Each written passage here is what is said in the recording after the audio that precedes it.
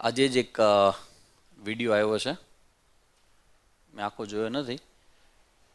એમાં લખ્યું હતું કે 92 વર્ષના એક વૈદિક કલ્ચરમાંથી ઉછરેલા કાકા, 92 વર્ષના, એ ઘણા બધા મહિનાઓથી અનકોન્શિયસ હતા.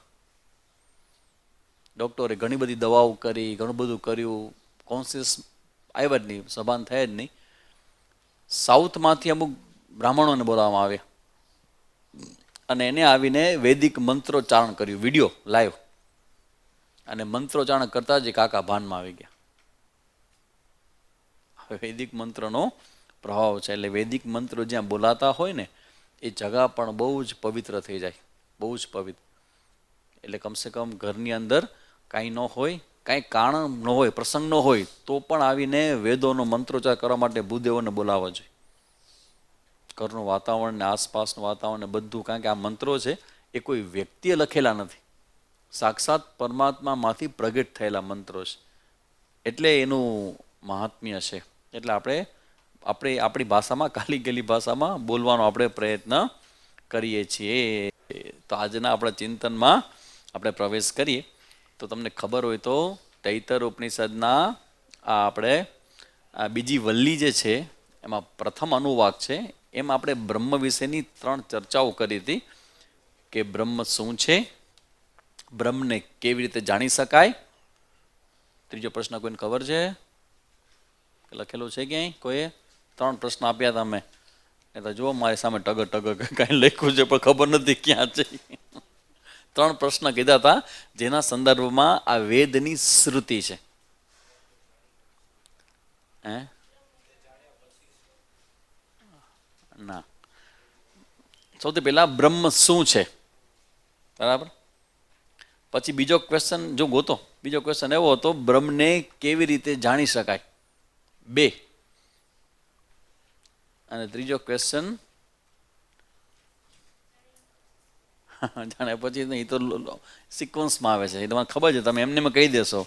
પણ એ શાસ્ત્રના આ શ્રુતિના સંદર્ભમાં જવાબ આપ્યો હતો કે બ્રહ્મને જાણવાનું સાધન શું, વોટ ઇઝ ધ મીન્સ, બ્રહ્મને કેવી રીતે જાણી શકાય. તો બ્રહ્મ શું છે એનો જવાબ આપણે આ બીજા અધ્યાયની પહેલી વલ્લીમાં જોયો, બીજા ચેપ્ટરની પહેલી વલ્લી, બ્રહ્માનંદ વલ્લી, આનંદ વલ્લીમાં શું જોયું કે ભાઈ સત્યમ જ્ઞાનમ અનંતમ બ્રહ્મ. કોઈ પૂછે કે બ્રહ્મ એટલે શું, ધીસ ઇઝ ધ આન્સર. બ્રહ્મ એટલે સત્યમ જ્ઞાનમ અનંતમ. સત્યમ એટલે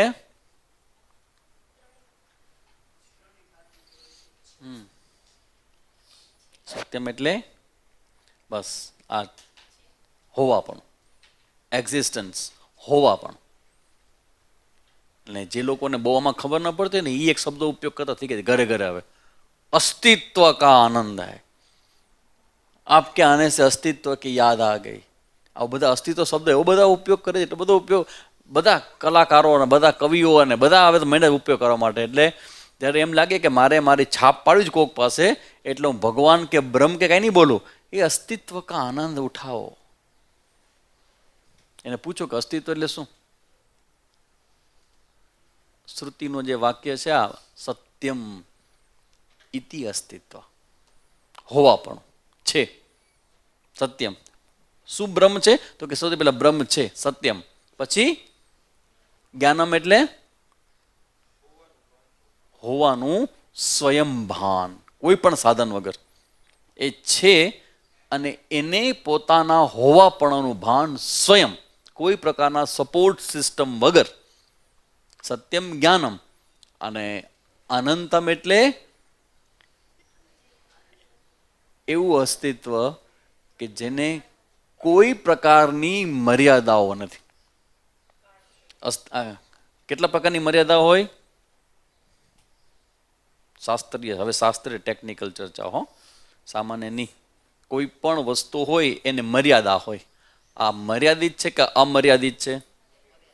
મર્યાદિત છે. તો મર્યાદા કેટલા પ્રકારની હોય? 3 પ્રકારની હોય. હા, એને આપણે સંસ્કૃતમાં શું કહેવાય? તમે ઇંગ્લિશમાં બોલો, મને ઇંગ્લિશ આવડતું નથી. I don't know English, so please tell me in Sanskritam. હા, દેશ કાળ અને કરેક્ટ. છેલ્લું દેશ કાળ અને વસ્તુ. દેશતઃ એટલે જગ્યા. દેશ મીન્સ જગ્યા. આ જગ્યાએ છે ને આ જગ્યાએ નથી, તો આ દેશતઃ લિમિટેડ છે, એક જગ્યાએ છે. પોઈન્ટ પી, સાયન્સની શરૂઆત એમ થઈ જાય. કોઈ પણ વસ્તુ હોય તો એ હંમેશા એક જગ્યાએ હોય, અને એ જે જગ્યા હોય એને પોઈન્ટ પી કે લો છે, એને મર્યાદા છે. દેશતઃ. પછી કાલતઃ એટલે સમય. સમયની મર્યાદા એટલે શું? એટલે બરાબર ને, કાળની મર્યાદા એટલે પ્રેઝન્ટમાં, વર્તમાનમાં છે, ભૂતકાળમાં નહોતી, ભવિષ્યમાં નહીં હોય. આને શું કહેવાય? કાલતઃ.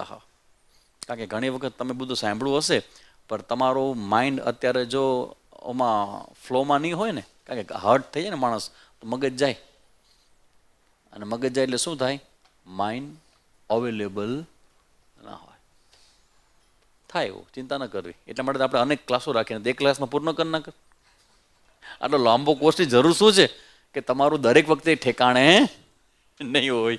કંઈ વાંધો નહીં, લેટ ઇટ ગો. ચિંતા ન કરો, કોઈ કન્ક્લુઝન ન કરો. આ તો જે છે બતાવું તમને હું. દેશતઃ કાલતઃ એટલે સમય. સમયનો મતલબ છે પહેલાં નહોતું, અત્યારે છે ને પછી નહીં હોય. આને મર્યાદા કહેવાય, સમયમાં છે. દેશતઃ કાળ. વસ્તુતઃ. વસ્તુતઃ મર્યાદા એટલે શું? આ માઉસ છે પણ આ પુસ્તક નથી, આ પુસ્તક છે પણ આ માઉસ નથી. આને વસ્તુની મર્યાદા કહેવાય. આ ત્રણ પ્રકારની મર્યાદાથી દરેક જે તમે જુઓ છો એ બધું મર્યાદિત છે. જ્યારે આ બ્રહ્મ જેને કહેવામાં આવે છે એ ન એને દેશની મર્યાદા છે, અહીંયા છે ને અહીંયા નથી, એવું નથી. ન એને કાળની મર્યાદા છે, કારણ કે કાળ શરૂ થયો એ પહેલાં પણ હતું, કાળ પણ એને ટચ ન કરી શકે. બરાબર. દેશતઃ કાળ. વસ્તુતઃ એ બધી જ જગ્યાએ હોવાને કારણે એ એક વસ્તુ છે ને બીજી વસ્તુ નથી, કારણ કે એના સિવાય કંઈ છે જ નહીં. That's all. તો આ જે બ્રહ્મ છે એ શું છે? સત્યમ જ્ઞાનમ અનંતમ. સત્યમ એટલે હોવાપણું, જ્ઞાનમ એટલે પોતાનું એને સ્વયં ભાન થાય છે, અને અનંતમ એટલે જેને કોઈ મર્યાદા નથી એવું આ બ્રહ્મ છે. આ શું કામ કહેવામાં આવે છે આવું બ્રહ્મ છે એવું? કારણ કે તમને મોક્ષ આપવાનો છે, અને તમને મોક્ષ શેનાથી થશે? જ્ઞાનથી થશે. વેરી ગુડ, વાહ વાહ. કયા પ્રકારના જ્ઞાન થશે? કોના જ્ઞાન થશે? બ્રહ્મનું જ્ઞાન. વાહ રે વાહ. બસ હવે છેલ્લો ક્વેશ્ચન, બ્રહ્મનું કયા પ્રકારનું જ્ઞાન તમે થવું જોઈએ? અરે વાહ, પતી ગયો. હાલો ભાઈ કિરણભાઈ ક્લાસ કરો. હા ચલો. हमारा श्रोता બધા ધડાધડ દેખો સ્વામીજી, ऐसा मत मानना कि ये फीफा खाने आते हैं इधर. ક્લિયર તો હો ગયા. આટલું તો સ્પષ્ટ થઈ ગયું કે હું પ્રશ્ન કરું અને તમે જવાબ આપો છો એ બતાવે છે કે જે રીતે હું વિચારું છું એમ હવે તમે તમારી બુદ્ધિ પણ વિચારવા માંડી છે. તો આ બ્રહ્મનું જ્ઞાન છે એ મોક્ષ માટે છે. મોક્ષનો મતલબ છે કે બ્રહ્મનું જ્ઞાન. હવે આ પ્રશ્ન છે કે બ્રહ્મ શું છે? બ્રહ્મ શું છે? જવાબ શું છે? સત્યમ જ્ઞાનમ અનંતમ છે. અને એનું એક સાઇડ બાય એક સ્ટેટમેન્ટ છે કે આવું જે બ્રહ્મ છે એ તમે જ્યારે જાણશો ને જ્યારે પછી તમારું માઇન્ડ બરાબર તૈયાર થશે અને પછી એક સ્ટ્રોક લગાવવામાં આવશે, એક શક્તિપાત કરવામાં આવશે. અને શક્તિપાત શું કરવામાં આવશે? તત ત્વમ અસી. તત એટલે શું? તે એટલે શું? અને બ્રહ્મ એટલે શું? બ્રહ્મ એટલે હા સત્યમ જ્ઞાનમ. હવે તમે જો આ ક્લિયર હો કે આને બ્રહ્મ કહેવાય, અને જ્યારે તમારું હૃદય તૈયાર થાય, તમારું મન તૈયાર થાય, અને પછી જ્યારે ધડાકો કરવામાં આવે કે તમસી, જે બ્રહ્મની ચર્ચા એ કરવામાં આવી ઈ તું છો. એટલા માટે અહીંયા સૌથી પહેલા બ્રહ્મ શું છે એ કહેવામાં આવે. શ્રુતિએ પહેલા એ બતાવ્યું કે બ્રહ્મ શું છે. હવે એ પ્રશ્ન આવશે કે બ્રહ્મને જાણવું કેવી રીતે? બ્રહ્મને કેવી રીતે જાણવું? આ પુસ્તક છે મારા હાથમાં, તમે જાણો છો પુસ્તક છે મારા હાથમાં? તો કે હા.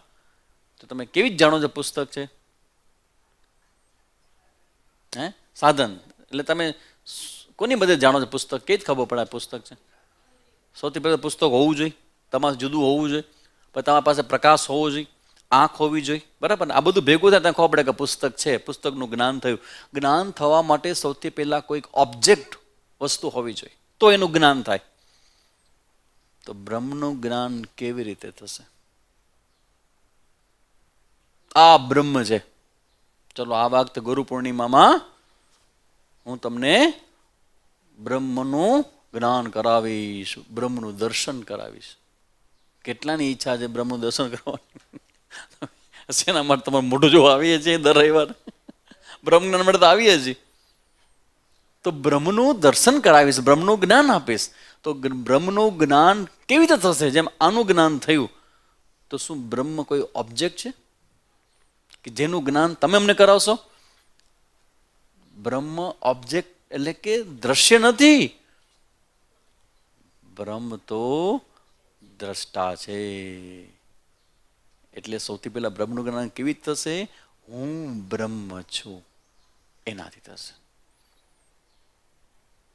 અત્યારે તમે જાતને પૂછો, મને કહેજો નહીં, તમે જાતને પૂછો કે હુ આર યુ, તમે કોણ છો? રમણ મહર્ષિ આવું બધું મહેનત ન કરતા. આ એક પ્રકારનું અમારું તપ છે. ઇટ્સ તપસ. જ્ઞાનમય તપ ઉચ્યતે ઇતિ. આ જ્ઞાનનું તપ છે. શું તપ છે? ચિંતન ચિંતન ચિંતન ચિંતન. શેના માટે? કે બુદ્ધિ છે ને, એટલું યાદ રાખજો. એક તમને બીજું એક વસ્તુ બરાબર સમજાવવા છે કે અત્યારે આપણું હૃદય તૈયાર નથી. એટલે અનુભૂતિ જેને કહેવાય ને, જે બીજી ભાષામાં, એવું કંઈ થતું નથી. તો તમારી પર્સનાલિટીના કયા ભાગ ઉપર અત્યારે કામ કરવામાં આવે છે?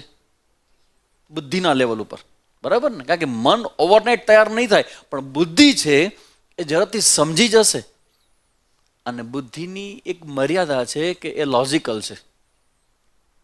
પણ બુદ્ધિની વિશેષતા તમને આજ કહી દઉં, જાણી લેજો એની. કારણ કે દરેક વસ્તુ જાણે ને તો ઓબ્જેક્ટિવને હવે સ્ટેટમેન્ટ કરી શકીએ. બુદ્ધિની વિશેષતા એ છે કે એકવાર તમે હાઇટ જાણી લેશો ને, પછી ડાઉનમાં કદી તમારું માઇન્ડ નહીં જાય. Once you know the height, એટલે કોઈ પણ જગ્યાએ વસ્તુ લેવા જાઓ ને તો બહુ કિંમતી ને મોટી ને શ્રેષ્ઠ વસ્તુ પહેલા જોઈ લ્યો, પછી શું થાય? ભાઈ ડાઉન નીચે આવો નહીં ભાઈ કે હવે હા રહેવા દો, આને કરતા સારું છે, મગજમાં જ ન બેસે. શું કામ? Once you know the height. તમે કપડાં જે છે એ કપડાની અંદર અમારા ગુરુજી જે કપડાં પહેરતા સરસ મજાના, હવે એ કપડાં એકવાર અમને એમાં શું થાય કે અમારા ચંદ્રમાં અમે જો કેવી રીતે ટ્રેપમાં આવી જાય કે ચંદ્રમાં હોય ને એમાં થોડુંક લિંક લગાવી, अम्मा जरा चांद सामाजिक कुछ कपड़े हो तो जो पहने हुए हो, अभी पहने वाले नहीं हो तो मुझे चाहिए, तो देखती हूँ. એટલે એક પછી એક વખત અમને કપડાં આપે સ્વામીજીના. પહેલી વખત કેવા, હા સ્વામીજીના કપડાં ગોલ્ડન લાઇનવાળા, પાછળ અંદર ગોલ્ડન હોય, એમાં ગોલ્ડ હોય. અને એ એકવાર પહેરીએ ને પછી ધીમે ધીમે પછી અમે ક્યાં કાં મિલતા હે कितने का मिलता है? क्यों? दाता को बोलना है कैसे कपड़ा मिलता है. Once you know the height. આ બુદ્ધિનો એક પક્ષપાત છે. શ્રેષ્ઠ વસ્તુને જ્યારે જાણે ને ત્યારે એનાથી ડાઉન માટે એ સેટિસ્ફાઈડ ન થાય. માણસ કોઈ નાનો બાળક લગ્ન ના પાડે ને તો ઘણા બધા રીઝનનો એક રીઝન આ પણ હોય કે પાસ્ટ લાઈફની સ્મૃતિઓ એની સાથે હશે અને એને ખબર હશે કે એના કરતાં કંઈક શ્રેષ્ઠ બીજું છે. આ જીવનનો સમય ક્યાં ઇન્વેસ્ટ કરવો એ બાળકને જન્મજાત પણ કોક વાર ખબર પડી જાય, કારણ કે એની બુદ્ધિએ શ્રેષ્ઠને પાસ્ટ લાઈફમાં જોયું છે. તો હવે ડાઉનનો એક્સેપ્ટ નહીં કરે. તમને આ ઉપનિષદ ભણાવવાનો સૌથી મોટો બેનિફિટ ઓલરેડી તમને મળી ગયો. એકવાર તમે આ શ્રેષ્ઠ વસ્તુને સાંભળો, જાણો ને, પછી તમારા ગુલાબભાઈ બ્રહ્મસૂત્ર પકડી રાખ્યો છે. શું કે શું થાય? So what. કારણ કે સૌથી પહેલાં મને જ એને કીધું કે સ્વામીજી ધ્યાન શીખડાવો ને. जो सीखड़ाओ केवी રીતે વાત અમારી થઈ. गुलाब भाई सबसे पहले जब रामकृष्ण मुझे मिले थे तो बोले कि स्वामी जी आपसे ध्यान सीखना है. हाँ वो तो ठीक है, वो तो सीख लेंगे, उससे पहले क्लास में आइए, क्लास पहला करो. પછી મને કે સ્વામીજી ધ્યાનની મજા કંઈક જુદી હોય. મેં શું થાય ધ્યાન? અરે સ્વામીજી ધ્યાનમાં બેસીએ ને એટલે આમ પગ લગાવીને એટલે આમ એકદમ આંખ બંધ થાય ને થોડાક સમયનો અભ્યાસ પછી એક જોરદાર પ્રકાશ થાય. આકાશ, આમ આકાશની અંદર પ્રકાશ દેખાય ને એવો પ્રકાશ થાય. થોડાક ચિત્ર વિચિત્ર અવાજો આવે. સ્વામીજી સુગંધ આવે. એટલે પછી મેં પ્રશ્ન તો શું થાય એનાથી? હવે એની કલ્પના નહીં કે આવો પ્રશ્ન આવશે. કારણ કે એને સાંભળેલું હતું કે ધ્યાનમાં આવું થાય બધું, ને એને થતું નહોતું. એટલે આવ્યો મારી પાસે, મેં કંઈ કરો મારે થઈ જાય ચાલુ. એટલે મેં તો થઈ જશે, પણ થઈ ગયા પછી શું? So what. એક શબ્દ છે સો વોટ. તમે કોઈક ધારો કે તમે અત્યારે મારી પાસે આવો, તમે બધા બેઠા છો બરાબર, તો હું તમને કહું જેને પ્રશ્ન કરવો હોય આવે મારી સામે, અને હું એક નોટ પેન લઈને બેસો, અને તમે બેન ઊભા થઈને આવો એટલે બેસાડો તમને, બધું હું લખું. પછી હું આમ ઊંધું રાખું ટેબલ, અને પછી કહું કે બોલો બેન શું પ્રશ્ન છે તમારો? અને બેન કહેશે કે સ્વામીજી આ દીકરાનું કંઈ થતું નથી, કંઈ કૃપા કરો ને, ભગવાનની હનુમાનજી માને કોઈ કૃપા થાય તો થઈ જાય. એટલે હું વચાવ કે જો શું લખ્યું છે મેં આમાં. મોટી બેન આવ્યા છે અને દીકરાના લગ્ન બાબતમાં ચિંતિત છે, શું કરું? મને કે તમે શું ફીલ થશે? અને આવું હું તમને 10 વખત કરી બતાવું, સાચું કે શું થશે? શું ફીલ થાય? શું તમારા મનમાં ભાવ શું આવે? ઓહો, બંધ કરીને પ્રશ્ન કહી દે છે. અને કેટલા ખબર છે? હજારો માણસો, હજારો હજારો હજારો, અને ટીવી ઉપર લાઈવ. કેવું ફીલ થાય? ઓહો, નામ થઈ જાય તમારું. પછી એક ક્વેશ્ચન, તો સામે જઈને શું થશે? કોઈ પણ તમારી શ્રેષ્ઠતા હોય ને એની હવા કાઢવા માટે આ વેદાંતિઓનું રામબાણ પ્રશ્ન છે. તો શું? રામકૃષ્ણ પરમહંસને કોઈ કીધું કે મહાત્મા આવ્યા કે તમે સાધના ઉપાસના કરો? રામકૃષ્ણ કે હા હું કરું છું, માની ઉપાસના કરું છું. તો કાંઈ થયું? તો કે ના, એવું કંઈ સિદ્ધિ વિધિ મને મળી નથી. તો કે ભાઈ હું તો આ પાણી ઉપર ચાલી શકું છું. I can walk on water. અહીંથી ત્યાં જવું હોય ને તો પાણી ઉપર ચાલીને જાઓ. એટલે રામકૃષ્ણ દેવ કે કેટલો સમય તમે આવી ઉપાસનાઓ કરી? તો કમસે કમ એ કે 5-1 વર્ષ તો કરવું પડે મંત્ર, ત્યારે મને સિદ્ધ થયું. એટલે રામકૃષ્ણ પરમહંસ કે હું 5 રૂપિયા આપી અને હોડીમાં સામે જઈ શકું છું, જેના માટે તે 5 વર્ષ હેરાન થયો હતો. The question is so what? તેથી શું? તો હવે જ્યારે તમને આ સાંભળવા મળે ને એટલે તમારી પાસે એક વસ્તુ આવી કે તમારી ઉપર કોઈ હાવી થતું હોય તો એની હવા કાઢવા માટે સિમ્પલ ક્વેશ્ચન, તો શું? એને શું થશે? મને ધબ્બો મારું ને તમારું કલ્યાણ થાય. કલ્યાણ એટલે શું થશે? મારા વ્યવહારિક પ્રશ્ન સોલ્વ થઈ ગયા. તો શું થશે એનાથી? બસ એનો આન્સર નથી. એટલે જ્યારે તમારી બુદ્ધિ આ ઉપનિષદનો સંગ કરે ને એટલે એને ખબર પડે હાઇટ શું હોઈ શકે. What is the height? અને એકવાર હાઇટની ખબર પડશે ને પછી પૂરું. એટલે અમારા સ્વામીજીઓ બરાબર જોવે કે હું ભણાવું છું કેટલું સમજાય છે. સમજાઈ ગયા પછી પૂછશે કે હવે શું કરવું છે, કે આમ ગ્રસ્તમાં જવું છે કે સંન્યાસમાં જવું છે કે સાધના, શું ઈચ્છા શું છે? એટલે અમે જે જવાબ આપે ને ખબર પડે સ્વામીજી સમજી જાય કે અમે કેટલું સમજ્યા છીએ. હાઇટને એકવાર તમારો ચમકારો થાય ને પછી માણસ એને પકડે. એટલે અત્યારે આપણને અનુભૂતિનામાં લેકિંગ હોય આપણું, કારણ કે આપણું માઇન્ડ છે એ એટલું તૈયાર ન હોય, બરાબર. પણ આપણી બુદ્ધિની અંદર આ જે ચમકારો થાય છે ને ગુરુ સત્તાથી, ગુરુ કૃપાથી કે પરંપરાની કૃપાથી, એ ચમકારો તમને શું કરશે? તમને હવે મિસગાઈડ નહીં થવા દે. ધારો કે સ્વામીજી પણ ધારો કે અત્યારે અમારા ક્યાંક લાંબા સમય માટે ક્યાંક એકાંતમાં કે બીજા કોઈ ક્ષેત્રમાં જવાનું થાય ને તો પણ હવે એટલો કોન્ફિડન્સ તમારા પ્રત્યે હું કહી જ શકું કે તમે હવે ક્યારેય ડગુમગુ કે ચમત્કારોમાં કે એમાં ક્યાંય હવે તમે ફસાશો નહીં. તમે અમે પૂછશો કે તો શું, આના શું થશે? અરે હાથમાં કબૂતર ઉડાડી દો તો શું? એમ તમારું મન વાંચી લો તો શું? એક બાબા મળ્યા હતા સ્વામીજીને, અને એક સ્વામીજી હતા, યુવાન હતા, આવીને બેઠા. એટલે બાબા કે થોડા તાંત્રિક હતા. એ કે तेरे मन में क्या प्रश्न चल रहा है, क्या चल रहा है? कोई गीत न कड़ी गाता था भाई ब्रह्मचारी. એટલે બાબાએ ખિસ્સામાં ચીઠી કરીને ગીતની કડી દેખાડી કે જો તું આ ગીત ગાતો હતો. અરે પછી કેસા હે 2 મિનિટમાં બાબાએ કંઈક લખી એના શિષ્યના ખિસ્સામાં મૂકી ચીઠી. પછી કે હવે તું કોઈ પણ વિશે વિચાર, તને શેનો વિચાર આવે છે? જેવો બ્રહ્મચારી કીધું ને કે મને આ વિચાર આવે છે, ચિઠ્ઠી કાઢી, એ જ લખેલું હતું કે તું આના વિશે વિચારતો હોઈશ. તો આવી બધી વસ્તુઓથી વ્યવહારમાં તમારી બુદ્ધિ પ્રભાવિત થાય, કારણ કે તમે શ્રેષ્ઠ વસ્તુ જોઈ નથી. એટલે ઉપનિષદનું સત્યમ જ્ઞાનમ અનંતન બ્રહ્મ અહમસ્મી, આવું જ્યારે સાંભળવા સમજવા મળે ને ત્યારે હલી જાય માણસ કે આ વસ્તુની કમ્પેરિઝનમાં તો ઓલું બધું સાવ નાનું કહેવાય. કારણ કે અહીંયા નથી કોઈ એવો બહુ પ્રસાદ આપવામાં આવતો, કે નથી કોઈ તમારું નામના કે પ્રતિષ્ઠા કે કોઈ સન્માનની તો કોઈ વાત જ નથી. તો પછી તમે શેના માટે આવો છો? તો કે આજે તમે જે બોલો છો ને એ જ્યારે મનમાં પ્રગટ થાય ને અર્થ, એમ લાગે છે કે આ અર્થ આનાથી શ્રેષ્ઠ તો કાંઈ જ ન હોઈ શકે.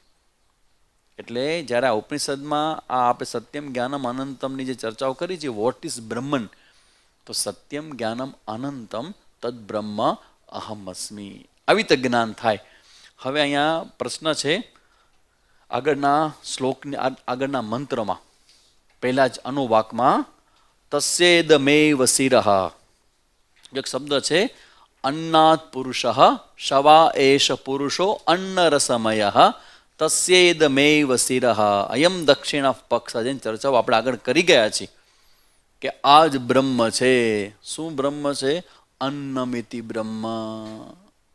હવે અહીંથી ચર્ચા શરૂ થાય છે આપણો, હવે અહીંથી આપણું ટીચિંગ શરૂ થાય, આગળ વધે છે. આ તો આપણું બેકગ્રાઉન્ડમાં પાછળ જે બધું હતું, તો કદાચ તમે ભૂલી ગયા હો કે તમને બહાર રહી ગયું હોય તમારા ધ્યાન બહાર, તો કનેક્શન બેસાડો છો કે કયો ફ્લો ચાલે છે ને એમાં કયા મુદ્દાઓની ચર્ચા આપણે આની અંદર જોવાની છે. હવે અહીંયા શ્રુતિ શું કરશે? તો કે હવે આ આપણા અન્નમય કોષની ચર્ચા શરૂ કરશે. અન્નમય કોષનો શબ્દ તમારા માટે નવો ન હોવો જોઈએ. આની પહેલાં મેં તમને ગણાવ્યા હતા 5 પ્રકારના કોષ છે. હવે કોષની ચર્ચા શા માટે? સૌથી પહેલા અન્નમયની, અન્નાત પુરુષ, બરાબર. અને એ પછી આપણે શરૂઆતમાં પેલો જે વાક્ય જોયું અહીંયા બીજા અનુવાકનો, અન્નાદ્વૈ પ્રજા પ્રજાયંતે, ત્યાંથી અન્નની ચર્ચા શ્રુતિ શરૂ કરે છે. એ શું કામ કરે છે? વાય? તો કે હવે ટાર્ગેટ તમને મેં પહેલા બાંધ્યું. આપણું ટાર્ગેટ શું છે? બ્રહ્મને જાણો. અને બ્રહ્મ કેવી રીતે જણાશે? હું બ્રહ્મ છું એવી રીતે. હવે હું બ્રહ્મ છું એવી રીતે બ્રહ્મને જાણવું હોય તો અત્યારે મને શું લાગે છે? અત્યારે મને હું વિશે મારું શું જ્ઞાન છે? હું બ્રહ્મ છું કે હું શરીર છું? શરીર છું. મને સ્પષ્ટ લાગે છે, એમાં કોઈ મને ડાઉટ નથી. કારણ કે તમે જે કહો છો ને એમાંથી ડાઉટ થાય છે મને કે હું બ્રહ્મ હોઈ શકું. સ્વામીજી ભલે વાતો કરે, એ હશે. કારણ કે વોટ યુ થિંક તો એના માટે સત્ય છે, આપણા માટે નથી. આપણું તો કેટલાય મનમાં વિચારે, કંઈ થતું તો છે નહીં. આપણું 10માંથી 9 ન થાય, 1 થાય છે. એટલે એ સ્વામીજી બ્રહ્મ હશે, અમે બ્રહ્મ નથી, એવું કદાચ તમારા મનમાં આવે. પણ એટલું ચોક્કસ છે કે તમારા મનની અંદર અત્યારે એમ લાગે કે હું શરીર છું. હવે જ્યાં સુધી આ ન હલે, તમે જ્યારે આમાંથી બહાર ન આવો ત્યાં સુધી હું બ્રહ્મ છું ને એ વિચાર ક્લિયર નહીં થાય. કારણ કે વિરોધાભાસ ઊભો થાય. હવે શ્રુતિ શું કરે છે? એના માટે શ્રુતિ એવું કહે છે, ઉપનિષદ એવું કહે છે, તમારું મન છે એ બહુ મહત્વનું છે આ જ્ઞાનની પ્રક્રિયામાં. Your mind is very very important. મનની શુદ્ધિ, મનની એકાગ્રતા અને મનની સૂક્ષ્મતા, આ બધું અલગ અલગ છે. મનની શુદ્ધિ, મનની એકાગ્રતા અને મનની સૂક્ષ્મતા. હવે શ્રુતિ એમ કે છે કે આ ટોપિક જે છે ને એમાં બધું જોશે. તમારું મન એકાગ્ર જોશે, તમારું મન શુદ્ધ પણ જોશે અને તમારું મન સૂક્ષ્મ પણ જોશે. તો હવે મનને સૂક્ષ્મ કરવા માટે શું કરવું? કારણ કે મન જ્યારે શબ્દ કહેવામાં આવે ને તો સમજી લો કે મન બુદ્ધિ બોથ આર સેમ, એક સાથે જ લેવાનું છે, અલગ અલગ નથી જોવાનું. મન બુદ્ધિ એક સાથે જોવાનું. તમારી બુદ્ધિ સૂક્ષ્મ પણ હોવી જોઈએ, શુદ્ધ પણ હોવી જોઈએ, અને તમારું બુદ્ધિ છે એ એક વિષયમાં લાંબો સમય ટકી રહે ને એ પણ હોવું જોઈએ. તો એના માટે શું કરવું સ્વામીજી? માઇન્ડ તમારું આ જ્ઞાનને અનુકૂળ નહીં હોય તો ક્લિક નહીં થાય.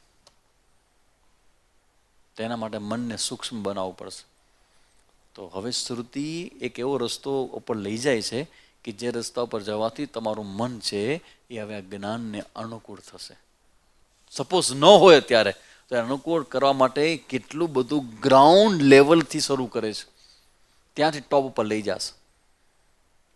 હવે વ્યવહારનો એક પ્રશ્ન તમને કહું. આપણો પ્રશ્ન શું છે? હું શરીર છું એ શું છે ખબર છે ને? શું કહેવાય?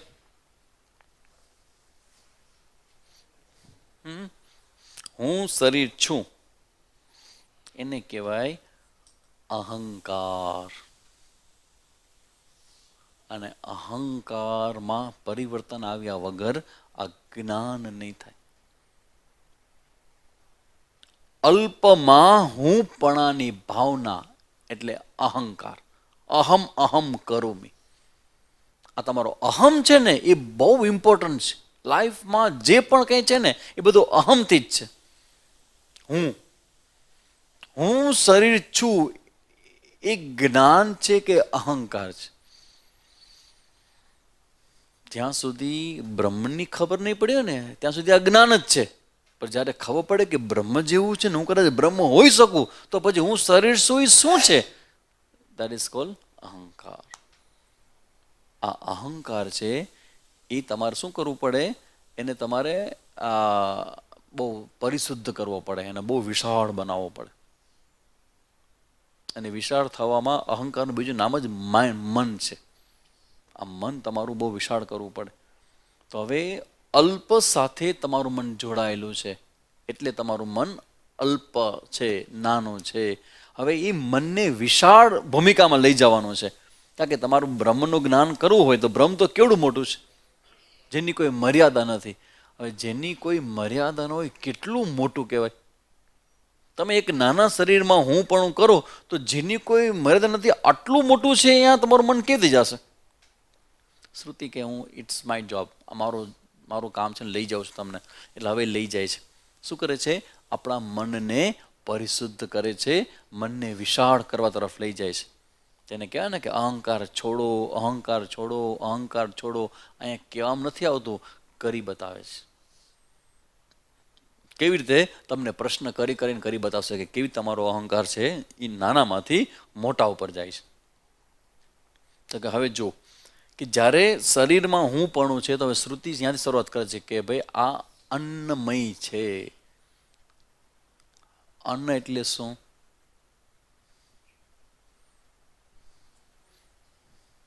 આપણે લાસ્ટ ટાઈમ ડેફિનેશન જોઈ હતી.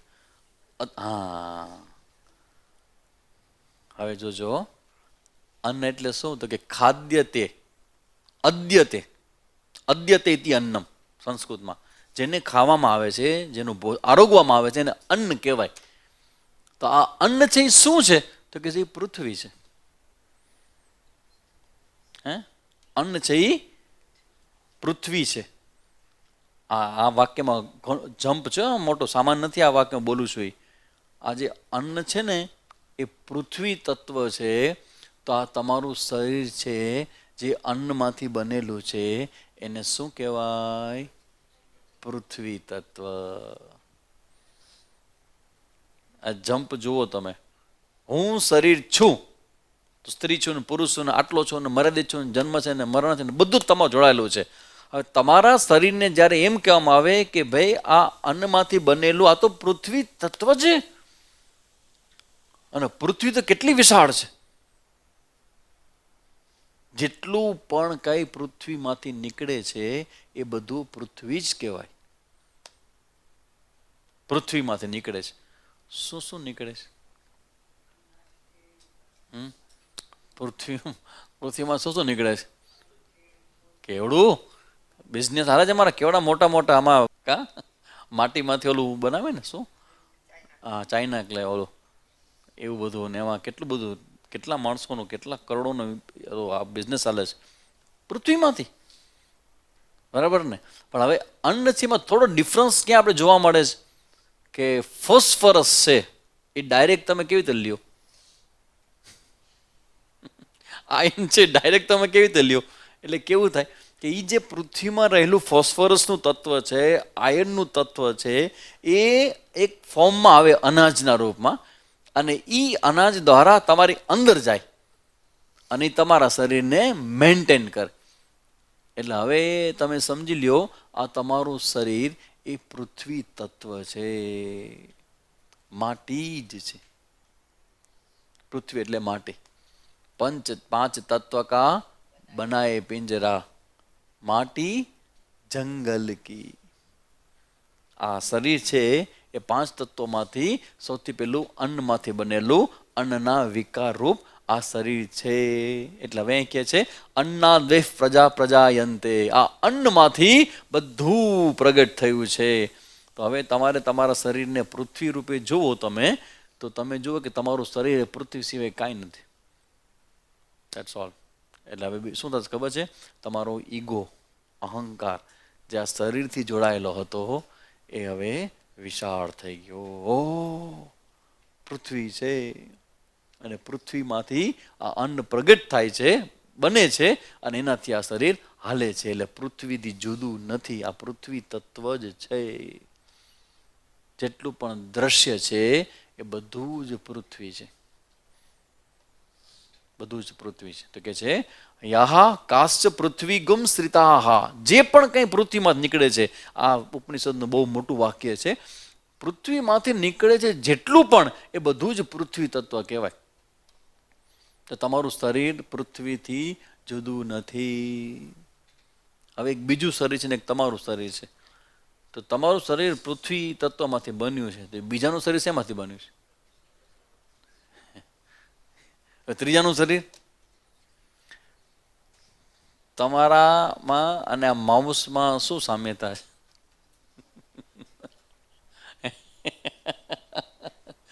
સામ્યતા શું છે તમારામાં માઉસમાં?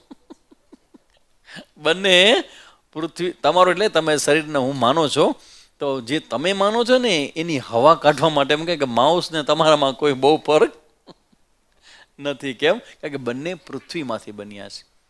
Both are the same one. અને જ્યારે જન્મ થાય તમારો, એટલે પૃથ્વીમાંથી આ બધું તત્વ બને, અને એમાંથી આ શરીર બને, અને જ્યારે તમારો શરીરમાંથી હવે આના પછી નેક્સ્ટ આવશે પ્રાણ તત્વ. હવે એનાથી વધારે સૂક્ષ્મ હશે. પ્રાણ પછી મનોમય, પછી મનોમય આવશે, મન આવશે, પછી વિજ્ઞાનમય આવશે, અને છેલ્લે આવશે, તમે વિચાર કરો, પહેલા જ ધડાકામાં તમને આવડા મોટા કરી દીધા એને કે તમે માત્ર એક શરીર સાથેની આઈડેન્ટિટી તમારી ખોટી છે. કારણ કે આ બધું જ પૃથ્વી છે, એવરીથિંગ ઇઝ પૃથ્વી. તો આ ઉપનિષદનો માસ્ટર સ્ટ્રોક છે. તમારા માઇન્ડને ધીમે ધીમે ધીમે ધીમે ધીમે સૂક્ષ્મ કરીને ઉપર લઈ જાઓ, અને સાવ ઉપર આવશે. અત્યારે એમ કે છે કે અન્નમિતિ બ્રહ્મ, પણ જ્યારે હવે આગળ જશો ને બીજા સ્ટેપમાં, ત્યારે કયો કોષ આવશે? પ્રાણમય કોષ આવશે. ત્યારે પછી અન્ન વિશે શું કહે છે શ્રુતિ? અન્ન હું છું, શરીર હું છું, એ તમે કહો છો ને, એના વડે શ્રુતિ એમ કહેશે કે આ તો દ્રશ્ય છે, તમે નથી. પેલા કહે છે કે તમે જે માનતા હો શરીરને હું છું, તો શરીર તો પૃથ્વી તત્વ છે. That's all. અને પછી જ્યારે પ્રાણમયની વાત કરશે ને, ત્યારે કહેશે કે પૃથ્વી તત્વ એ તમારાથી જુદું છે, તમે એના દ્રષ્ટા છો. ન ત્વમસી. એક સેન્સમાં હવે શું શ્રુતિ કહે તમને ખબર પડી જાય. શ્રુતિ શું કહે છે? ન ત્વમસી. જે અત્યારે હું એમ કહું છું ને કે હું શરીર છું, એનો જવાબ શ્રુતિ પોતે આવે છે કે આ શરીર તમે ન હોઈ શકો, આ તો પૃથ્વી તત્વ છે. તમે પૃથ્વી કેવી રીતે હોઈ શકો? ન હોઈ શકો. કેમ? તો કે જે હવે તમે હવે વિચાર કરો, પૃથ્વી તત્વ ક્યાંથી આવ્યો?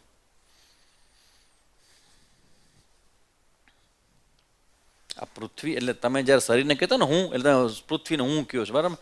પૃથ્વી તત્વ ક્યાંથી આવ્યો? હે? જલમાંથી. જલ શેમાંથી આવ્યું? અગ્નિ શેમાંથી આવી? વાયુ શેમાંથી આવ્યું? આકાશ શેમાંથી આવ્યું? આ માયામાંથી. આ માયા શક્તિ શેમાંથી આવી? ને ઈશ્વર શું છે? તો વિચાર કરો, જે બ્રહ્મ છે એ એમ કે હું આ શરીર છું. તો હવે મને કહો, કેટલા અંશે આ ન્યાયિક વાક્ય છે? મને કહો. કાં તમે શરીર છો, અને કાં તમે બ્રહ્મ છો. મને કોઈ ઉતાવળ નથી, નક્કી કરીને કહો તમે બધા. કાં તમે શરીર છો, જે તમને ત્યાં અનુભવાય છે, અને કાં તમે બ્રહ્મ છો, શરીરને જાણનારા છો. શરીર નથી તો શું કહેશો? એના માટે જ આ ક્લાસ છે. ચિંતા આના માટે જ. કારણ કે હવે હું એને પછીનું પગલું ભરીશ ને તમને ખબર પડશે કે હું શરીર ન હોઉં તો શું થાય. સો વોટ, ચલો હવે અહીંયા કરો, સો વોટ. શરીર પૃથ્વી તત્વ ધારો કે માની લ્યો તો શું થાય એનાથી? મારા પર શું અસર પડશે? મારા જીવન પર શું અસર પડશે? મારા પર શું અસર પડશે? હું અત્યારે શરીર છે માનીને અત્યારે તમારી સામે બેઠો છું અને તમે મને સમજાવો છો કે હું શરીર નથી. ધારો કે તમે કહો છો એમ હું માની પણ લઉં તો શું થશે? હું શરીર નથી, સપોઝ એક્સેપ્ટ, તો શું થશે? ચલો, શું ફેર પડશે? હે? શરીરના વિકારો છે એ મારા નથી. ઉંમર તમારી, પછી રોગ, પછી જન્મ અને મૃત્યુની ઘટના શરીરની. તો એક ઝાટકે આ બધું જાય કે ના જાય? કે તમે એમ કે હું શરીર નથી આ જ ક્ષણે, તો તમારા શરીરની મર્યાદા, શરીરની ઉંમર, શરીર સાથે સંકળાયેલા જેટલા પ્રોબ્લેમ, જેટલી સમસ્યા, અસ્થિ જાયતે વર્ધતે વિપરિણમતે અપક્ષીયતાને એ કોના માટે છે? શરીર માટે છે. જ્યારે તમે એમ કહો કે હું આ શરીરને હું જોઉં છું, જાણું છું, મારા જ્ઞાનનો વિષય બને છે કે હું શરીર નથી, જ્યારે તમે આમ કહો ને ત્યારે બધા જ વિકારો એ જ ક્ષણે તમારી અંદરથી પૂરા થઈ જાય. તમે એટલા ભાગમાં નિર્વિકારી થઈ જાઓ. શરીરથી ઉત્પન્ન થતો વિકાર એ તમારો નહીં. અચ્છા, આ જેટલા બધા સંબંધો છે બધા એ સંબંધ કોના કારણે છે? તમારા સંબંધો કેટલા મોટા છે, કેટલા મહત્વના છે તો કયો મને. તમારા સંબંધો મહત્વના ક્યાં સુધી? પછી શું? પછી કાંઈ નહીં. જે ક્ષણે શરીર તમારું શાંત થયું, મતલબ હલતું બંધ થયું, શું થાય? રિલેશન કેટલા સ્ટ્રોંગ છે. અરે મારા પતિ છે ને મારા પત્ની છે ને મારા બાળકો છે ને મારા ભાઈ છે ને મારા બેન છે ને આમ છે ને તેમ છે, આ બધું જ છે તમારું. પણ એક જ ક્ષણ શરીરમાંથી બહાર, મતલબ પ્રાણ તત્વમાં તમે આવી જાઓ તો શરીર, બધા સંબંધો શરીરથી છે, બધો જ વ્યવહાર શરીરથી છે. શરીર જો નથી તો બધા જ વ્યવહારો ઉપર તમારા અસ્તિત્વને માટે આ બધા જ સંબંધો એ દ્રશ્ય બની જાય. તમે વિચાર કરો, એ જ ક્ષણે તમે કોઈના સંતાન હો, કોઈને માતા પિતા હો, કોઈના ભાઈ બહેન હો, બધા ઉપર ચોકડી લાગી જાય. એટલે એ લાગવાની છે.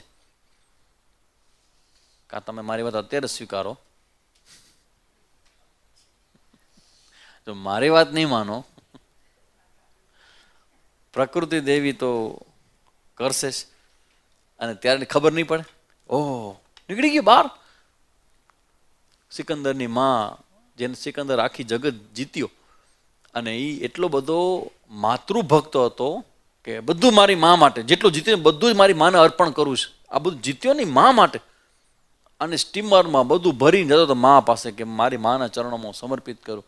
અને અડધે પહોંચીને કંઈક પહોંચ્યો હશે ને સમાચાર પહોંચ્યા, કારણ કે ત્યાં તો કંઈ બીજા સમાધાન સાધનો નહીં હોય. પહોંચીને સમાચાર મળે કે એની મા તો ભગવાનને પ્યારી થઈ ગઈ, કબરમાં એને સમાધિ થઈ ગઈ. અને સિકંદર રોવે રોવે રોવે રોવે, મારી માં ચાલી ગઈ, મારી માં ચાલી ગઈ, મારી માં ચાલી ગઈ.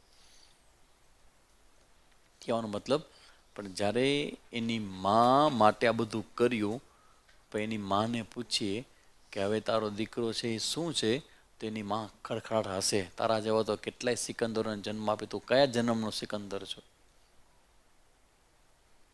આ જન્મનો. તો કે આની પહેલાના જન્મ સિકંદરનું શું? એની પહેલા મારા દીકરા હતા, એની પહેલા કેટલાનો દીકરી હતી, એનું શું? આ બોલાય નહીં. પણ આ રિલેશન જે બધા છે ને એ બધા જો જરાક આમ હલાવું ને તો બધું ખરી પડે એમ છે. અને આપણા માટે રિલેશન કેટલી મોટી ઘટના છે, સંબંધો કેટલા મોટા છે. પણ એ બધા જ સંબંધો આ શરીરથી રિલેટેડ છે. અને શરીરમાં જો હું પણ ન હોય સંબંધો વ્યવહાર પૂરતા બધા, એમ નથી કે સંબંધ બધા પૂરા થઈ જશે. સંબંધો બધા રહેશે, કેટલા સારા સમાજ સંબંધો બધા રહેશે, પણ એ સંબંધો તમારા છે એવું તમારી અંદર નહીં રહે. આને શું કહેવાય? સામેજી અત્યારે શું કરે છે ખબર છે તમને? શું ખબર હોય શું કરે છે? કારણ કે મારો ઓર્ડર નિયમ છે, ખાલી કેમ કે વંદનાબેન નથી, ખાલી સ્કૂલમાં નહીં, કોઈ પણ જગ્યાએ સામેજી જ્યારે જે બોલતા હોય જે કહેતા હોય ને કરતા હોય એ તમને ખબર ન પડવા દે. 5 પેપર ખોલી નાખું. આ તમને બધાને માનસિક સંન્યાસ આપું છું. This is sannyas. I am not belongs to this body. અમને જ્યારે સંન્યાસ આપે તમને શું કરવામાં આવે? વિધિ કરવામાં આવે. આ જ વસ્તુ વિધિ કરવામાં આવે, વિધિપૂર્વક. તમને તો અત્યારે ક્યાં નવડાવવા ને અત્યારે બધી વિધિ એટલે હું વિધિપૂર્વક તમને હું કાંઈ દીક્ષા નથી આપતો, પણ માનસિક રીતે આ જ ઘટનામાં સાથે ફિઝિકલી ઘટે છે. અમને શ્રાદ્ધ કરાવવામાં આવે અને પછી કહેવામાં કે તમારા બધાનું થઈ ગયું શ્રાદ્ધ. એમ એવું કે અમે સંન્યાસ લઈને ત્યારે અમારી પહેલાં ઘણી બધી પેઢીઓ હોય ને એ બધાનું શ્રાદ્ધ અમારે કરવાનું હોય, કારણ કે કોઈ કર્યું ન પૂછ્યું હોય તો, અને પછી પિતૃ આડા આવે. એટલે પહેલેથી બધો ક્લિયર કરી નાખે વ્યવહાર, ભાઈ આને દેવાનું છે આને દઈ દો, આને દેવાનું છે આને દઈ દો, કારણ કે આ પછી પૂરું થવાનું છે. તો એ પ્રોસેસમાં એટલે અમને કહેવામાં કે બધા જ પિતૃઓનું તમારે 7 પેઢીને મેં બધું કરી નાખી. બધાને પતી ગયું? તો કે હા, જીવતા માતા પિતા એનું થઈ ગયું, હવે કોઈ બાકી છે? અમે બધા કે ના, હવે કોઈને બાકી નથી. પછી કહે તમે તમારું શ્રાદ્ધ કરો. આ તો આપણી જ સંસ્કૃતિમાં શક્ય છે, આપણી જ પરંપરા, આ ઋષિ મુનિઓની દેન છે એવી કે સાધુ સંન્યાસી ગમે ત્યાં એનું શરીર છૂટે ને એને કોઈ દિવસ કોઈ દોષ લાગુ ન પડે. કેમ? કારણ કે બધું પોતે કરી નાખે છે. આ જીવતા જગત્યું જે કરે છે ને એ બહુ બ્રિલિયન્ટ માણસો છે, કરી જ લેવું જોઈએ મારી દ્રષ્ટિએ. જીવતા જગત્યું સંન્યાસ ને આ ફિઝિકલ સંન્યાસ છે ને એવો માનસિક સંન્યાસ. તમે તેમ કહો કે હું આ શરીર નથી, તો તમારો જે સંન્યાસનું જે મૂળ સ્વરૂપ હોય ને એમાંથી એક ભાગમાં તમે ક્લિયર થઈ ગયા કે આ હું નથી. પણ તમારો વ્યવહાર બધું જ રહેશે, તમારું બધું જ ચાલશે, એમાં કશું ક્યાંય વાંધો નહીં આવે, પણ તમારા અંદરથી તમે જે મૃત્યુ પછી જે ઘટવાનું છે ને એ તમે અત્યારથી જોઈ લ્યો છો ને, તો મૃત્યુની ઘટના પણ તમને હલાવી શકશે. હસતા હસતા કોણ? કારણ કે જવાનું જ છે, એ ખબર પ્રેક્ટિકલ જવાનું છે, પણ તમે તો માનસિક રીતે તમે તમારા શરીરથી અલગ થઈ જાઓ છો. એટલે અહીં કહે છે કે આ અન્ન છે ને એને બરાબર સમજી લ્યો, એ વિકાર છે, અને પૃથ્વી તત્વનો વિકાર છે, અને પૃથ્વીમાંથી પૃથ્વી તત્વ જાય તો તમે કદી બની ન જાઓ. આવું વાત મેં તમે લાસ્ટ સન્ડેને સમજાવી હતી. તમને પૂછ્યું હતું કે ઈડલી તમારી સામે આવે તો એ ઈડલીને તમે એક છો કે અલગ અલગ છો? ઈડલી કેવી હોવી જોઈએ એ કીધું તમે. એવું શું કામ સામેજી કહે તમારે ઈડલી ખાવો હોય, દ્રશ્ય હોય, અને હું ઈડલી નથી? આ તો સિમ્પલ વાત. તો સામેજી આવું કેમ કે ઈડલી કેવી હોવી જોઈએ?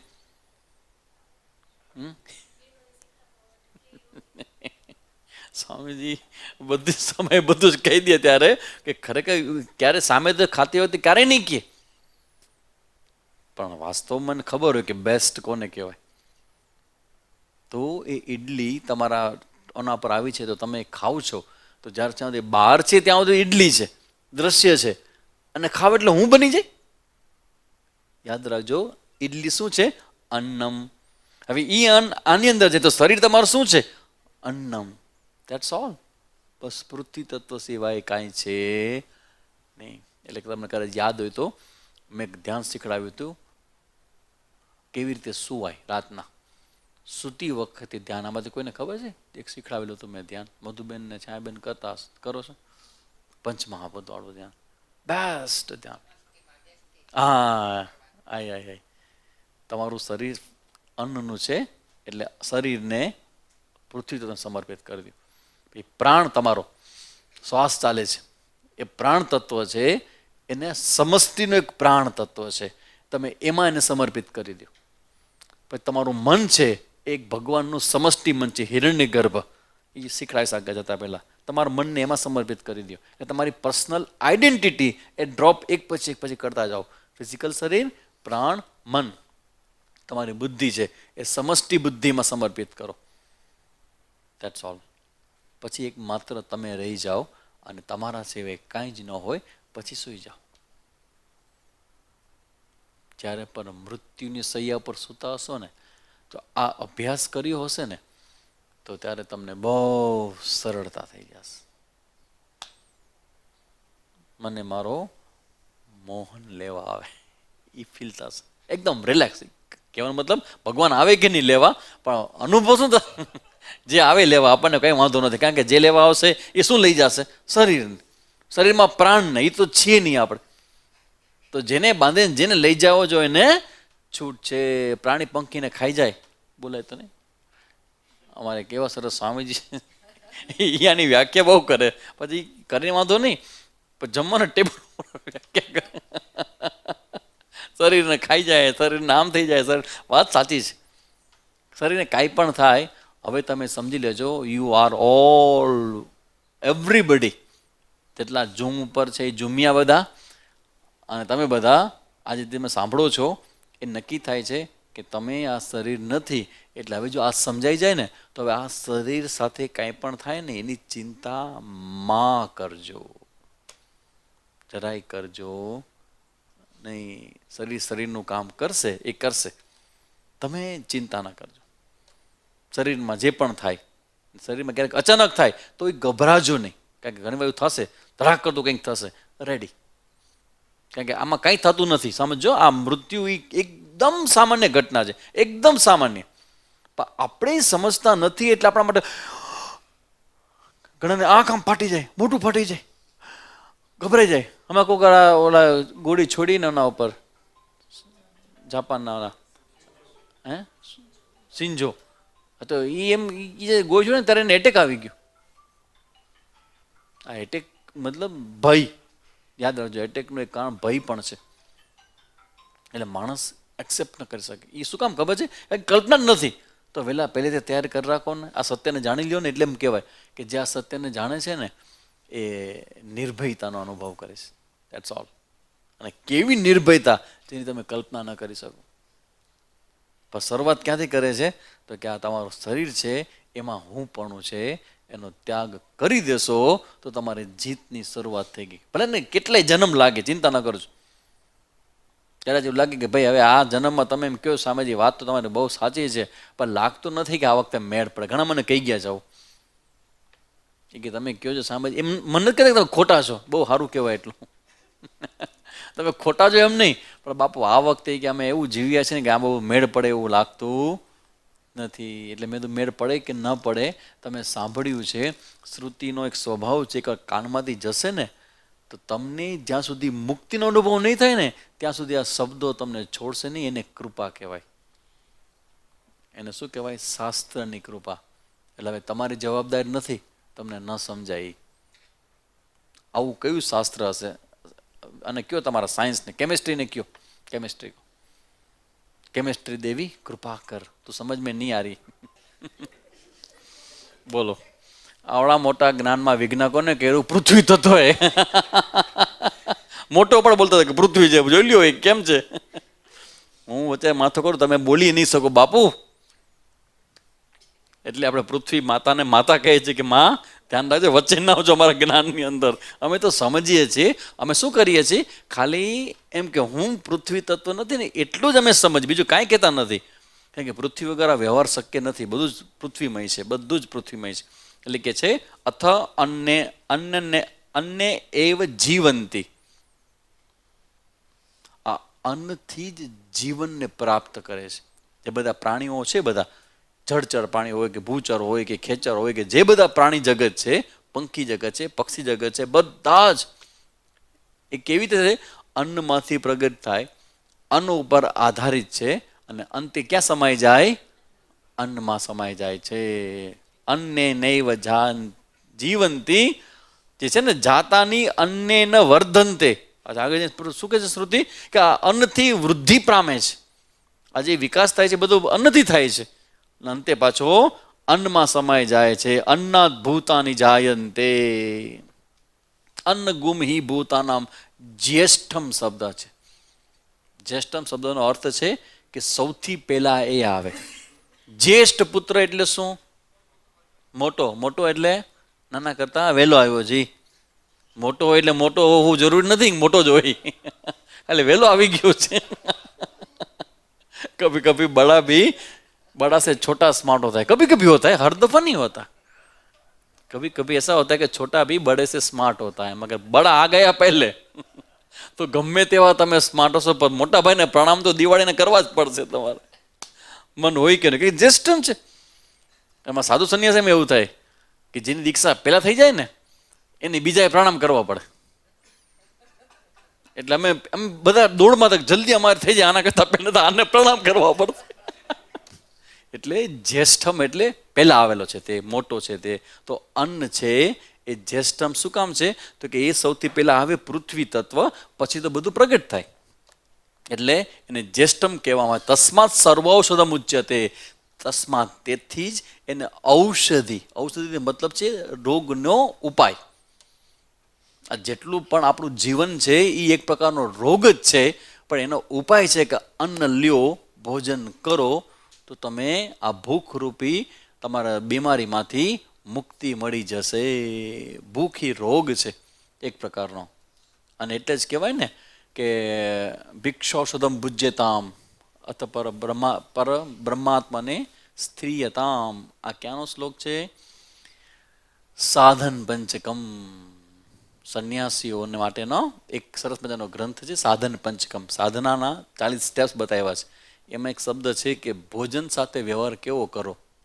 ઔષધમ, જેમ ઔષધિ હોય ને એમ પેટનું ભાડું છે એ આપી દેવું, બાકી એથી વિશેષ એમાં પડવું નહીં. બાકી સાધક તરીકે અન્ન લેતી વખતે બહુ ધ્યાન રાખવું કે તમે કેવા પ્રકારનું અન્ન ખાઓ છો, તમારું મન એવું બનશે. મન સત્વગુણી હોવું જોઈએ તો તમારું ભોજન પણ સત્વગુણી હોવું જોઈએ. એટલે તો કોઈ મારું માનતા નથી, પણ તમે મારા બરડાવાળા વેદની ટ્રીટમેન્ટ કમસે કમ 2-3 મહિના લઈ જ લ્યો. તમને રોગ નહીં મટે તો નહીં મટે, પણ તમને શું ખાવું જોઈએ ને શું ન ખાવું જોઈએ ને એ તો ખબર પડી જ જશે કે આ તમારે ખવાય ના ન ખવાય. આમાંથી ખબર નહીં કેટલા અનુભૂતિ. મારે તો અનુભૂતિ આ 10, 11, 12 મહિના થવા આવ્યા. એસિડિટી ન હોય, વાયુ ન હોય, પેટનો દુખાવો ન હોય, માથાનો દુખાવો ન હોય, ડોલું ઉપાડો તોય કમરનો દુખાવો ન હોય. આવી સ્થિતિ ગમે કે ન ગમે? શારીરિક સ્વાસ્થ્ય, અને શરીર સ્વાસ્થ્યમાં સૌથી મોટો હિસ્સો અન્નનો છે. એટલે બાય ધ વે આ અન્ન સાથેનો આપણો જે વ્યવહાર છે એ બહુ મેચ્યોર હોવો જોઈએ, બહુ જ મેચ્યોર, બહુ મેચ્યોર રાખજો. શક્ય હોય ત્યાં સુધી કંઈ પણ અન્ન ખાતા પહેલાં આનો હંમેશા વિવેક કરવો કે આ અન્નમાંથી તમારું માત્ર ફિઝિકલ બોડી નહીં, તમારું વિચારો એમાંથી બનશે, એ અન્નમાંથી બનશે. અને જેના તેના ઘરનું ખાવાને કારણે એ તમારું માઇન્ડ છે એ તમારું સત્વગુણમાં નહીં રહે. બહુ જ સમય પહેલે मुझे प्रश्न होता कि ये जो स्वयं पाकी होते वो क्यों होते हैं? रामानंदी परंपरा बहू है स्वयं पाकी. हमारा तो अग्नि साथ हमारा प्रॉब्लम है ना, इसलिए हम लोग स्वयं पाकी हमारे परंपरा में कम है, बहुत कम. રામાનંદી પરંપરામાં સ્વયં પાકી સાધુ બહુ હોય. અયોધ્યાથી આવે ને એમ કહે છે કે તમારું રસોડું અમને આપી દો, એ લોકો જ બનાવે. તમારું ભોજન તમે આપો, બધું અનાજ આપો કાચું, તો બનાવે એ લોકો. તો એવું કેમ કરે? પોતાના હાથે જ બનાવે, પોતાના હાથે જ પકવે, પોતાના હાથે જ ખાય. કારણ કે એમને ક્લાસ લેવાના ન હોય. પેલું એને કોઈ સ્કૂલમાં પ્રવચન કરવા જવાનું ન હોય. એટલે એની પાસે શું હોય? એની પાસે એનું કમિટમેન્ટ હોય કે અમારું જીવન છે એ જીવનમાં માઇન્ડને અમારે પકડવાનું, બચાવવાનું છે. એના માટે શું કરે કે મહેનત કરવી પડે, મહેનત કરે, પણ સ્વયં પાકી હોવાને કારણે એના મનમાં આવતા વિચાર કે વિકાર એ અન્નનો બહુ મોટો ફાળો છે એની અંદર. ઇવન તમારા ફિઝિકલ શરીરમાં પણ અન્નમાં ચેન્જ કરશો ને તો તમારો આખો ફેસ બદલાઈ જશે, એક્સપ્રેશન તમારા બદલાઈ જશે. આ જે લોકો નેચરોપેથીનું ભોજન કરનારા હોય ને એ લોકોને ખબર હોય કે જ્યારે ભોજન બદલે ને ત્યારે ઘણું બધું બદલાય છે. દિનચર્યા બદલાઈ જાય, ઇવન તમારી રાત્રિની ઊંઘ બદલાઈ જાય. કારણ કે શરીરને પચાવવાનું હોય ને તો એની અસર તમારી રાત્રિની ઊંઘમાં થાય. બહુ તીખું, બહુ તળેલું, બહુ જ મરચાંવાળું કે બહુ જ અતિ તમે એવું ખોરાક લ્યો, વાસી ખોરાક લ્યો, તામસી ખોરાક લ્યો, તો એની મન ઉપર અસર બહુ થાય. એટલે આપણે લોકોએ બહુ સાધક તરીકે આપણે જ્યારે અધ્યાત્મને આપણે સ્વીકાર્યું છે તો ભોજન પ્રત્યે તમારે બહુ જાગૃત બનવું કોણ વ્યક્તિ બનાવે છે, અને શક્ય હોય તો રસોડામાં બનાવતી વખતે ભગવાનની કોઈ સંકીર્તન કે કંઈક ધૂન કે કંઈક મૂકીને એ વિચાર કરતાં કરતાં બનાવો. શું કામ કે તમે એ બનાવો છો એટલે વિચાર કરવી, જો તમારી અંદર ચાલતા વિચાર એ વિચાર બીજાને અસર કેવી રીતે કરશે? તમે જ્યારે બનાવો છો તો શું કરે, તમે જ્યારે બનાવો છો તો બનાવતી વખતે અનાજ જે આવ્યું એ તો આવી ગયું, પણ તમારી બનાવતી વખતે તમારી વિચારધારા જે કે તમારા મનમાં ચાલે છે એ તમારા હાથ, એટલે આપણે સ્પર્શ માટે પણ બહુ કહેવામાં આવે, જેનો તેનો સ્પર્શ ન કરવો. સ્પર્શથી આ ટ્રાન્સફર થાય બધું. અને સાધુ સંતોને જે સ્પર્શ કરવામાં આવે છે એનો બેનિફિટ લેવા માટે, કારણ કે સતત એ શ્રેષ્ઠ વિચારોથી રંગાયેલા હોય ને, તો એનો સ્પર્શ કરવાને કારણે એના શરીરમાં રહેલા જે વિચારો છે, તરંગો છે, એ સીધો તમને બેનિફિટ મળે. કારણ કે શક્તિ હંમેશા ઉપરથી નીચે જાય.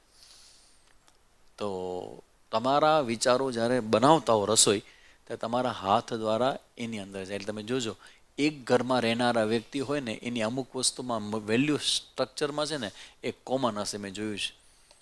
જે ઘરમાં રહેતા લોકો હોય ને, જેમ કે સંપત્તિ કે લક્ષ્મી છે તેના વિશે ઘરના 4-5 લોકો હોય ને, એમાં લગભગ એ લોકોની માનસિકતા સેમ જોવા મળે. ઘણાના ઘરમાં એવું હોય કે ખાસ કરીને બહેનો માટે છે, અનાજ જે છે ને અનાજ, એ તમારા માઇન્ડને વિસ્તૃત કરવામાં બહુ મોટું કામ કરે. શું કામ? તમે જ્યારે રસોઈ બનાવો ને ત્યારે રસોઈ છેલ્લે જો ખૂટે, એને આપણી સંસ્કૃતિમાં માત્ર વ્યવહારિક નહીં, અમારા સામે જે કહેતા, જે ઘરની અંદર છેલ્લે ઓલા તપેલામાં અવાજ આવે ને પીરસતી વખતે, તો સમજી લેવું કે એનું માઇન્ડ સાંકળું હશે.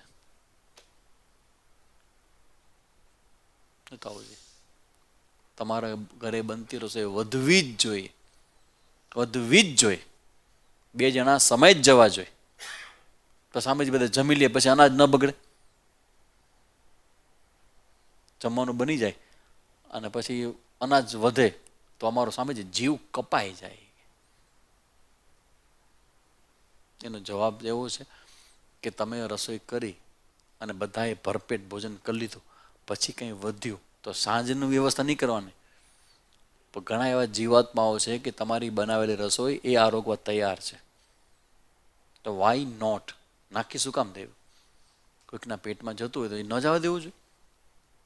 પણ તમે રસોઈ કરો ને છેલ્લે આમ તપેલા આમ અવાજ આવે ઘસી ઘસીને, તો સમજી લેવું તમારું રસોઈમાં ઓલું તમે કરો છો એ વેલ્યુ નથી. શાસ્ત્રની દ્રષ્ટિએ તમારું માઇન્ડ અપક્વ છે, બહુ નાનો છે. એને શાસ્ત્રમાં એક શબ્દ કહેવાય, તમે એક્સેપ્ટ નહીં કરો, એને કહેવાય લોભ.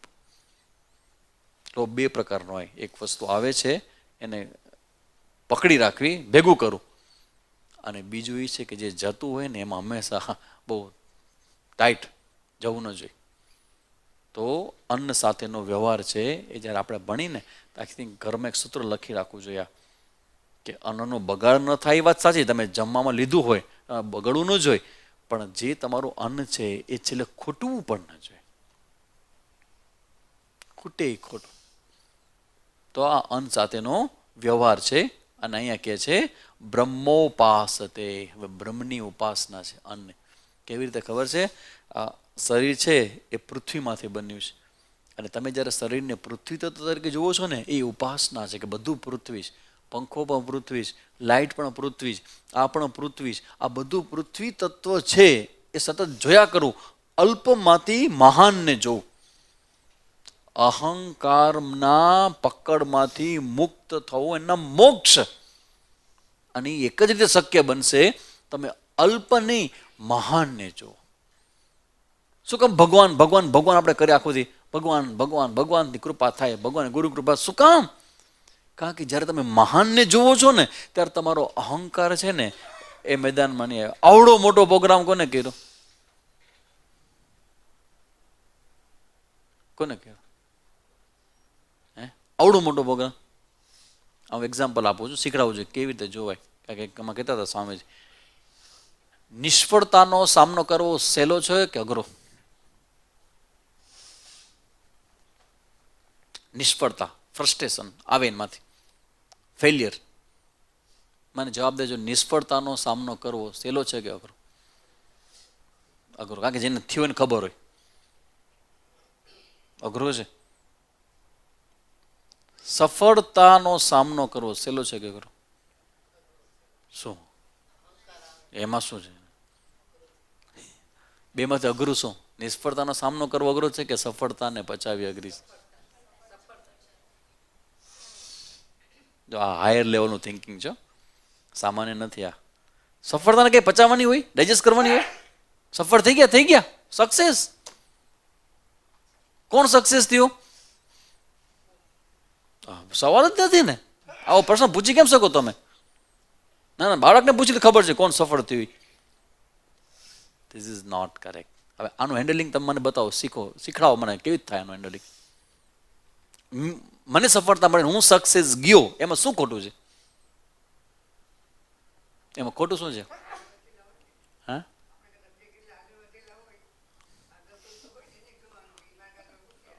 આ તો હું હવે વધારે ટ્રાય કરું, વધારે હોશિયાર થવાનો પ્રયત્ન કરું. આટલાથી તો આગળ વધી ગયો, હવે આટલા જ બાકી રહ્યા છે આગળ વધવામાં. હું સફળ થાઉં, સક્સેસફુલ છું અને સફળતા પૂરું કર્યું, તો હું સફળ છું એવું શું કામ ન માનવું મારે? વાય? હાઈટ, આ સનાતન ધર્મની હાઈટ છે કે જો તમારા જીવનમાં કોઈ ગુરુ હોય ને, તેટલું વાક્ય કાનમાં પહેલેથી સમજાવી દે કે બેટા સબ ગુરુ કૃપા સે હોતા હૈ, ભૂલના મત. ગુરુ કૃપા સે હોતા હૈ. તો શું થાય નથી?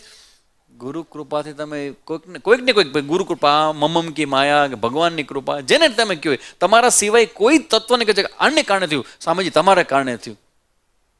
સ્વામીજીએ કર્યું હોય કે ન કર્યું હોય, પણ તમે તમારો અહંકાર જે વધે છે ને, ઈગો બુસ્ટ એને કહેવાય, વ્યવહારની ભાષામાં ઈગો બુસ્ટ થાય. અને ઈગો બુસ્ટ કેવી રીતે થાય? તમે નહીં કરો, કદાચ તમે નહીં કરો, પણ તમારા આજુબાજુના લોકો આવે, અરે ભાઈ તમે આવ્યા એટલે ઓહો હો, તમારા જેવું કોઈ નહીં. જેટલા આવે ને બધાને પાછા કહેતા હોય કે તમારા જેવું કોઈ નહીં. તમને શું થાય? હા, આને નહીં, મને 3.5 જણાએ કીધું કે હા તમારા જેવું કોઈ, તમારા જેવું કોઈ, તમારા જેવું કોઈ નહીં. એટલે એ કે ત્યાંથી વાંધો નથી, પણ તમને જયારે એમ થાય કે સાચી વાત છે, આમાં કઈ ખોટું નથી, પછી કોઈક નહીં કે જોયો કશે આ કાં કહેતો નથી, આ 3 ક્યાં 1.5 કાં કહેતા નથી. એટલે જે નથી કહેતા ને એ તમને કટશે અંદરથી. કારણ કે આ એકવાર સફળતા, સક્સેસ જેને કહેવામાં આવે છે, એને વ્યવહારમાં શું કહેવામાં આવે કે તમે ઈચ્છતા હતા એવું અથવા એનાથી વધારે સારું થઈ ગયું, પણ તમે કર્યું, ત્યાં પ્રશ્ન છે. એ આપણી આ પરંપરા છે, જ્યાં ભગવાન બેઠા હોય, ગુરુ મહારાજ બેઠા હોય, મહાત્માઓ બેઠા હોય, તો આપણે બધાને પ્રણામ કરીએ કે ભાઈ તમારી કૃપાથી, તમારી કૃપાથી, તમારી કૃપાથી. એનો મતલબ એમ કે મેં કર્યું એટલે થયું ને, એનો કચ્ચર ઘાણ નીકળી જાય, કચ્ચર ઘાણ નીકળી જાય. અને એ જ્યારે નીકળી જશે ને, તો એ બતાવશે કે તમે આને ડાયજેસ્ટ કરી ગયા. એ ડાયજેસ્ટ, જો આ નહીં કરી શકો ને, તો આ મેં કર્યું છે ને એ ભાવ તમારી અંદર, એ તમને બહુ અલ્પના સ્વામી બનાવશે. તો એ તમને ક્યારેક અપમાન, લખી દો કોરા કાગળની અંદર, સફળતાનો નશો, એ તમને કોક નાનું સરખું પણ અપમાન કરશે ને, 4.5 દિવસ સુધી તમે રાતના સૂઈ નહીં શકો. You can not digest. શું કામ? કારણ કે ત્યાં તમે સફળતાનો અહંકાર કર્યો છે. તો નિષ્ફળના સંદર્ભમાં કોઈક અપમાન કોઈક કરશે, તમે કહેશો નહીં, પણ તમારું ડાયજેશન શક્તિ બગડી જશે. ધ્યાન રાખજો, કોઈક વાર તમારું પેટ ખરાબ થયું હોય તો ન માનજો પેટ ખરાબ થયું છે. મનમાં માથાકૂટ હશે ને તો તમારે પચવાનું બંધ થઈ જશે, માથાનો દુખાવો થઈ જશે. તો કહેવાનો મતલબ છે કે આ બધું જે સમજીએ છીએ ને આપણે, અહંકાર ન કરવો, અહંકાર ન કરો. આ અહંકારને આપણે શુદ્ધિકરણની પ્રોસેસ કહેવામાં આવે છે.